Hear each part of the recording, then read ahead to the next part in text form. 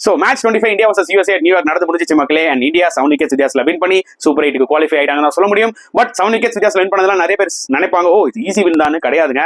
Match லைவ்ல பார்த்தவங்களுக்கு மட்டும் தான் தெரியும் இந்த மேட்ச் எவ்வளவு டஃபா இருந்தது, எஸ்பெஷலி இந்த சேஸ். அண்ட் டாஸ் இன் பண்ணி bowling எடுத்தார் Rohit Sharma and 110 runs post பண்ணாங்க USA. நிதிஷ்குமார் சூப்பரா விளையாடுனாருங்க for USA. At the same time bowling wise எடுத்துட்டீங்கன்னா இந்தியால Harshdeep Singh terrific spell 4 wickets எடுத்தாரு. அவருக்கு நல்ல ஒரு support Hardik Pandya 4 overs 14 runs 2 wickets. ஓவராலா இந்தியன் bowlers நல்லா போட்டாங்க. Jasprit Bumrah was little off guard இன்னைக்கு. அண்ட் சேசிங்ல பிக் ப்ளோங்க for India. Virat Kohli golden duck, Rohit சர்மாவும் சீக்கிரம் அவுட் ஆயிட்டாரு. 10 for 2.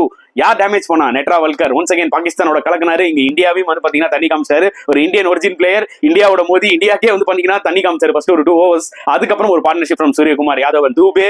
அதாவது 15 ஓவர் இருக்கும் பாத்தீங்கன்னா அவங்களால இந்த பிச்சில் பெருசா டைமும் பண்ண முடியல. நிறைய டாட் பால்ஸ் லிட்டரலி ஸ்கையும் சரி தூபேயும் சரி ஸ்ட்ரகிள் ஆயிட்டு இருந்தாங்க. But after that 5 runs penalty வந்தது பாத்தீங்களா, அதுக்கப்புறம் இந்தியாவுக்கு மொமெண்டம் வந்துருச்சு. இந்தியா 7 wickets வித்தியாசத்துல வின் பண்ணி ஈஸியா சூப்பர் 8 குள்ள போயிட்டாங்கன்னு தான் சொல்ல முடியும்.